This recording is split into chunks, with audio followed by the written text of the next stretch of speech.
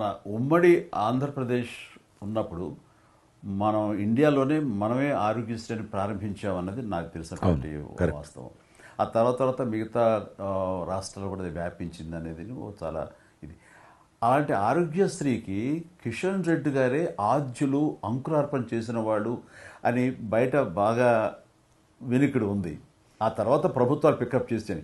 అది ఎందుకు, ఎలాగా, అది మీరు ఎట్లా ఇనిషియేట్ చేశారు ఆరోగ్యశ్రీ అనేది?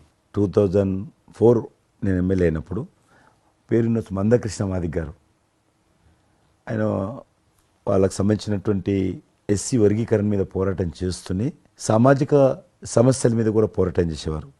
దివ్యాంగులకు పెన్షన్ పెంచాలని ఆయన తిరుగుతున్నప్పుడు ఈ అనేక జిల్లాలలో గుండె జబ్బులు ఉన్నటువంటి పిల్లలు జన్మించేవాళ్ళు. వాళ్ళకు ఆ రోజు ఒక ఆపరేషన్ చేయాలంటే 10 లక్షలు, 12 లక్షలు, 13 లక్షలు అయ్యేది. పేదవాళ్ళకి అది అవకాశం ఉండేది కాదు. చాలామంది చనిపోయేవాళ్ళు కూడా. అప్పుడు రాజశేఖర రెడ్డి గారు ముఖ్యమంత్రిగా ఉన్నారు. మేము ట్యాంక్ బండ్ కింద అంబేద్కర్ భవన్ ఉంది, అక్కడ మీటింగ్ పెట్టుకున్నాము. ఒక 3000 మంది పసిపిల్లలు వాళ్ళ తల్లిదండ్రులు వచ్చారు. మీటింగ్ అయినాక ఆ మీటింగ్లోనే ఒక అబ్బాయి చనిపోయాడు. ఇప్పుడు ఏం చేయాలి? సేమ్ అబ్బాయి వచ్చాడు, చిన్న పసిబాబు అందే వచ్చాడు, అబ్బాయి చనిపోయాడు. మేము ఏం చేసినాం, నేను మందకృష్ణ గారు కలిసి, నేను కూడా ఉద్యమానికి వెళ్ళాను. ఆ అబ్బాయి డెడ్ బాడీ పట్టుకొని అంబేద్కర్ ట్యాంక్ బండ్ నుంచి అంబేద్కర్ విగ్రహం దగ్గరకు వచ్చాం. మాతో పాటు ఆ పసిపిల్లలందరినీ తీసుకొచ్చాం. 3000 మంది పసిపిల్లలు అంబేద్కర్ విగ్రహం, ట్యాంక్ బండ్ అంబేద్కర్ విగ్రహం మొత్తం ఆ పిల్లలు వాళ్ళ తల్లిదండ్రులు కూర్చున్నాం, డెడ్ బాడీ పెట్టుకొని కూర్చున్నాం. ఎట్టి పరిస్థితుల్లో రాష్ట్ర ప్రభుత్వం అందరికీ కూడా ఉచితంగా చిన్నపిల్లలందరూ కూడా ఆపరేషన్ చేయించాలి, ప్రైవేట్ హాస్పిటల్లో కానీ ఎక్కడైనా వాళ్ళ ఇష్టం చేయించాలి, వీళ్ళ ప్రాణాలు కాపాడాలని డిమాండ్ తోటి కూర్చున్నాం.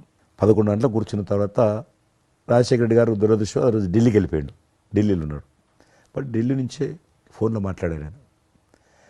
నేను తర్వాత ఆలోచిస్తాం, మీరు అట్లా చేయొద్దు, ఎందుకంటే మమ్మల్ని లాఠీ చేయడానికి వీలేదు, పసిపిల్లలు, గుండె జబ్బులు ఉన్న పిల్లలు, మమ్మల్ని నెట్టేయడానికి వీలేదు పోలీసులు కూడా విచిత్రమైన పరిస్థితి, ఆందోళన, ఉద్యమం చేస్తున్నాం. మేము చాలా డెడ్ బాడీ పెట్టుకొని ఉన్నాం.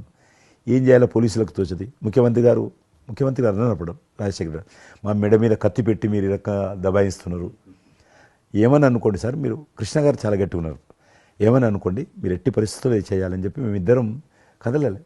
రాత్రి ఆల్మోస్ట్ 10 o'clock మళ్ళీ ముఖ్యమంత్రి గారు ఫోన్ చేసి, మీరు మాట చెప్పడం కాదు, ఆర్డర్ రావాలను. వీళ్ళందరికీ ఫస్ట్ మేము రాష్ట్ర ప్రభుత్వం తరఫున గుండె జబ్బులు ఉన్నటువంటి పిల్లలందరికీ ఎంత డబ్బైనా ఖర్చు అయినా సరే మేము ఆపరేషన్ చేయిస్తానని చెప్పి ఢిల్లీ నుంచి మాట ఇచ్చి ఆర్డర్ తీసి మా చేతులు పెట్టినాక మేము పిల్లలందరినీ తీసుకొని వెళ్ళిపోయినాం, ఫస్ట్ పిల్లలు వాళ్ళ తల్లిదండ్రులు. ఆ తర్వాత మళ్ళీ ముఖ్యమంత్రి గారు వచ్చిన తర్వాత మళ్ళీ మీటింగ్ పిలిచాడు. మమ్మల్ని పిలిచి, ఈ రకంగా చేయడం తప్ప, మీరు నన్ను బెదిరించారు, బ్లాక్మెయిల్ చేశారు, ఆర్డర్ చేశారు, ఏమని అనుకోసారి మేము పిల్లల ప్రాణాలు కాపాడడం కోసం చేశాను తప్ప మీకు వ్యతిరేకంగా కాదు, ఇంకొకరు కాదు. అందులో బాబు చనిపోయాడు. తర్వాత ముఖ్యమంత్రి ఆలోచన చేసి డాక్టర్లను పిలిచి ఎట్లా చేద్దాము, అప్పుడు సర్వే చేయించాడు.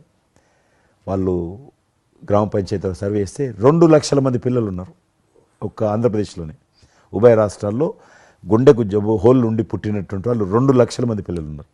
ఇంతమందికి నేను ఎట్లా చేస్తా, అది దాని మళ్ళీ సర్వే వచ్చిన తర్వాత వెరిఫికేషన్ వచ్చిన లిస్ట్ తీశాడు, అంచనా వచ్చిన తర్వాత అప్పుడు ఆయన ఇన్సూరెన్స్ ఏదైనా చేద్దామా అని, ఆయన డాక్టర్ కదా ఒరిజినల్గా, ఆయన డాక్టర్ వృత్తి, చదువుకున్నది MBBS.